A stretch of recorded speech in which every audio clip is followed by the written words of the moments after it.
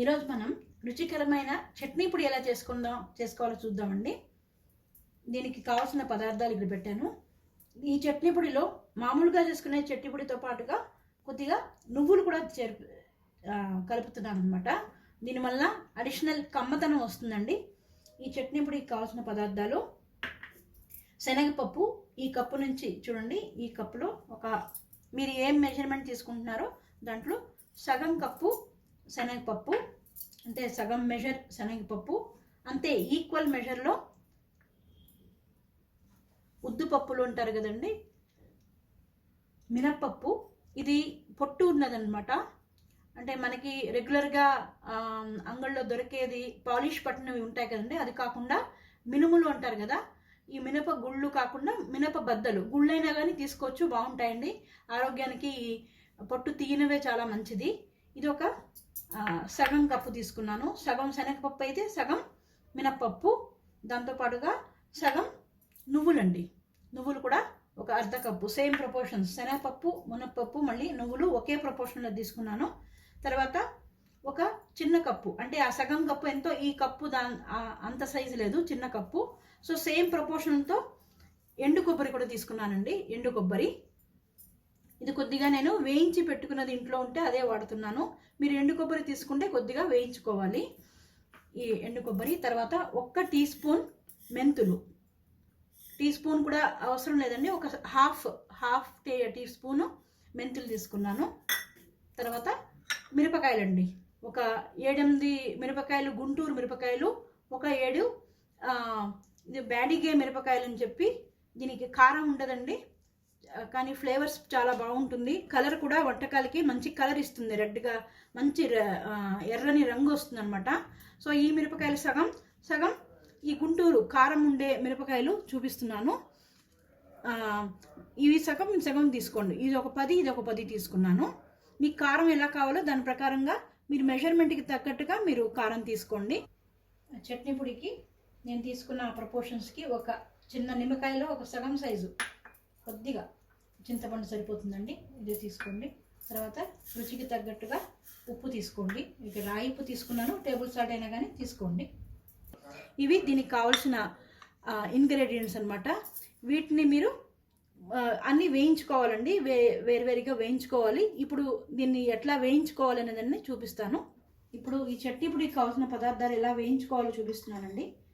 ముందుగా ఒక కడాయి పెట్టి దాంట్లో 1 టీ స్పూన్ అంతే కొద్దిగా నూనె వేస్తున్నానండి.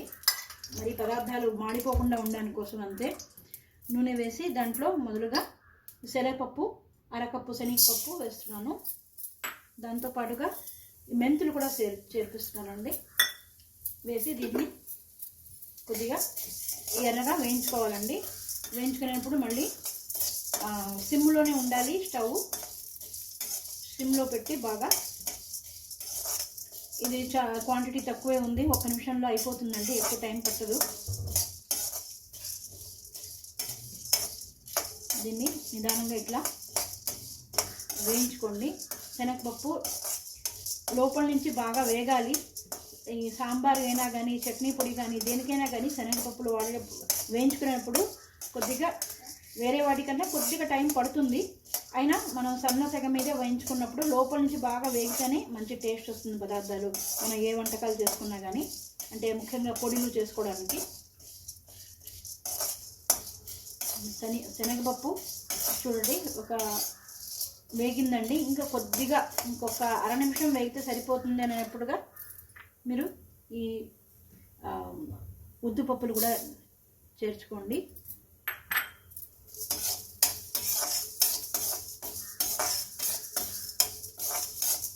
మినప్పప్పును చేర్చాను. దీంతో పాటుగా ఇప్పుడే మిరపకాయలను కూడా దీనికే యాడ్ చేస్తున్నాను. వీటన్నిటిని కలిపి సిమ్లోనే పెట్టుకొని బాగా వేయించుకోండి. మిరపకాయలు గరగల్లాడాలి. అలాగే శనగపప్పు మనకి ఈ నల్ల పొట్టు తీయని పప్పులు అవడం వల్ల మినప్పప్పు మనకి వేగిందో లేదో సరిగా తెలియదు, కానీ సైజ్ చిన్నది ఉండడం వల్ల శనగపప్పు ఒక 3/4 వేగిన తర్వాత ఇంకొక 2 నిమిషాలు, ఒక 1 or 2 మినిట్స్లో ఆపేస్తాము. అంటే ఈ క్వాంటిటీ తక్కువ ఉండడం వలన 2 మినిట్స్ వేయించుకుంటున్నాను నేను. 2 మినిట్స్లో బాగా వేగిపోతాయి. మీరు ఎక్కువ క్వాంటిటీ కానీ తీసుకుంటే కనుక ఒక 3/4 వేగడం అయింది అనేటప్పుడు మీరు ఈ మినపప్పులను కలిపేసుకోండి. కలిపి తర్వాత ఆ టైంలోనే మీరు మిరపకాయలు కూడా దాంతోపాటు కలుపుకొని సన్న మంట మీదే వేయించుకుంటూ ఉండండి. శనగపప్పు మంచి స్మెల్ వస్తుందండి, వేగిన స్మెల్ బాగా వస్తుంది. ఆ టైంలో మీరు దీనికి కూడా ఒక 1 మినిట్ అంతే పడుతుందండి, ఎక్కువ పట్టదు. శనగపప్పులు కూడా వేగిన తర్వాత కొద్దిగా ముందే శనగపప్పు పూర్తిగా రెడ్ కలర్ రాకముందు ఈ పప్పులు మినపప్పులు మిరపకాయలు కలుపుకున్నాను. ఇది కూడా ఇంకొక 1 మినిట్లో ఇవి కూడా బాగా వేగాయి. మంచి స్మెల్ వస్తుందండి, మినుములు వేగిన స్మెల్. ఇప్పుడు ఈ టైంలో మీరు ఈ నువ్వులు కూడా కలిపేసుకోండి. నువ్వులు కూడా వేసి మళ్ళీ అదే సన్న సెగ మీద వేయించుకుంటూ ఉండండి. నువ్వులు కొద్దిగా చిటపటలాడతాయి, మంచి స్మెల్ కూడా వస్తుందండి. నువ్వులు వేయించినప్పుడు చాలా మంచి స్మెల్ వస్తుంది. వీటికి ఎక్కువ నూనె కూడా వేయించుకోవడానికి ఏం అవసరం ఉండదు. స్టార్టింగ్లో ఒక మీ క్వాంటిటీ ప్రకారం 1 స్పూను 1/2 స్పూను, నేను ఇంత క్వాంటిటీకి నేను చిన్న స్పూన్లో ఒక 1/2 టీ స్పూన్ అంతే వేసానండి, 1 స్పూన్ కూడా కాదు. మీరు ఎంత క్వాంటిటీలో పప్పులు చట్నీ పొడి చేసుకోవాలనుకుంటారో దానికి తగ్గట్టుగా 1/2 స్పూను 1 స్పూను చూసి వేసుకోండి. ఎక్కువ నూనె ఏం పట్టదు. నువ్వులు కూడా నువ్వుల్లో నూనె అంశం ఉంటుంది కాబట్టి వాటికి నూనె అవసరం ఉండదు ఎక్కువ వేయించుకోవడానికి. పప్పుల కోసమని ఒక 1/2 స్పూన్ వేసుకుంటే సరిపోతుంది. చూడండి కొద్దిగా లైట్గా ఇది వస్తుంది, పటపట శబ్దాలు వస్తున్నాయి చూడండి, నువ్వులు చిటపటలాడతాయి.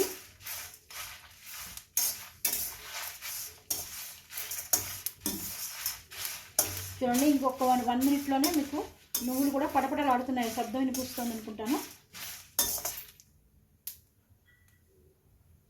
నువ్వులు కూడా మంచి వాసన వస్తుందండి. చూడండి శనగపప్పు కూడా కొద్దిగా రెడ్గా కనిపిస్తుంది కదా, దోరగా వేగాయి. మినుములు మాత్రం పొట్టు ఉండడం వల్ల మనకి కలర్ తెలియదు, కానీ ఫ్లేవర్ తెలుస్తుంది. మినప్పప్పు వేగిన ఫ్లేవర్స్ బాగా తెలుస్తాయి.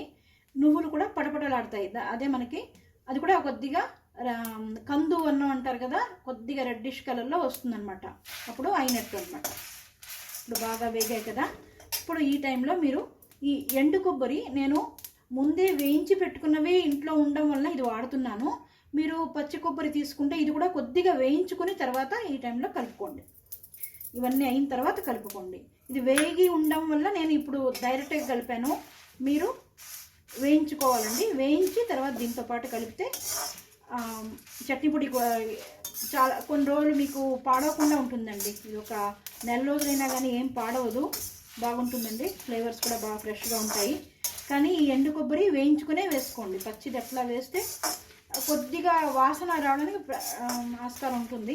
ఒక 10-15 రోజుల తర్వాత అట్లా కాకుండా మీరు బాగా రెడ్గా వేయించుకుంటే ఆ కొబ్బరి ఎండు కొబ్బరి వేయించుకోవడానికి నూనె అవసరం ఉండదండి.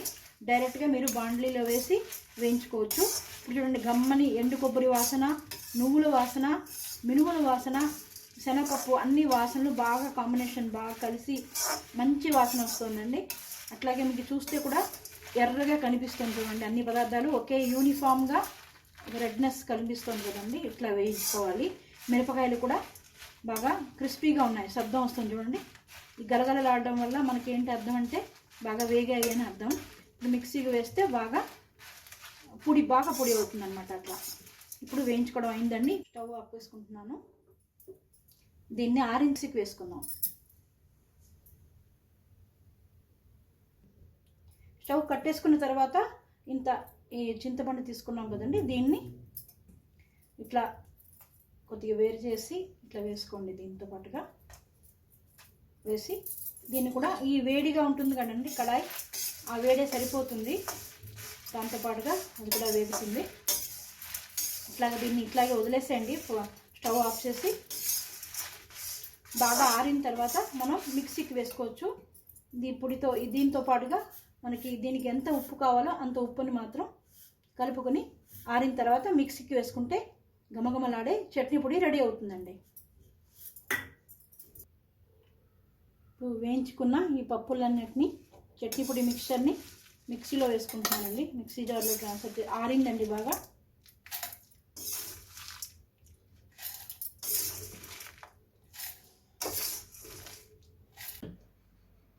ఆరిన తర్వాత అన్ని పప్పులు మిక్సీలో వేసుకున్నానండి. తర్వాత తయారైన పొడి అండి ఇది. దీంట్లో నువ్వులు బాగుండడం వల్ల మంచి నువ్వుల ఫ్లేవర్తో ఉన్న చట్నీ పొడి తయారైందండి. ఇది మనం రోజువారీ వాడుకోవడంలో ఇడ్లీలు కానీ, దోశలు కానీ, ఈవెన్ చపాతీలో కానీ, ఉప్పిట్టు కానీ, దేనికైనా కానీ ఈ చట్నీ పొడి వాడచ్చండి. ఆడవాళ్ళకి ముఖ్యంగా కాల్షియం అందించే నువ్వులు ఇందులో ఉండడం వల్ల మనం డైలీ వేరేగా నువ్వులు తీసుకోం కాబట్టి ఇట్లా చట్నీ పొడిలో వేసేసుకుంటే మన ఆరోగ్యానికి చాలా మంచిదండి. అందరికీ కూడా నువ్వుల ఉపయోగం తెలుసు కదండి. కాల్షియం కావాల్సి ఉంటుంది మన శరీరానికి. సో రోజు మనం ఈ చట్నీ పొడిని వాడడం వల్ల ఆ కాల్షియం డెఫిషియన్సీ ఇట్లాంటివన్నీ తగ్గించుకోవచ్చండి. మీరు తప్పకుండా కామెంట్ సెక్షన్లో వేయండి ఎలా ఉంది, ఎలా వచ్చింది మీకు అని. దీనికి ఇంగ్రీడియంట్స్ అన్ని కామెంట్ సెక్షన్లో పెడతానండి, చూసుకోండి, డిస్క్రిప్షన్లో చూసుకోండి. Thank you.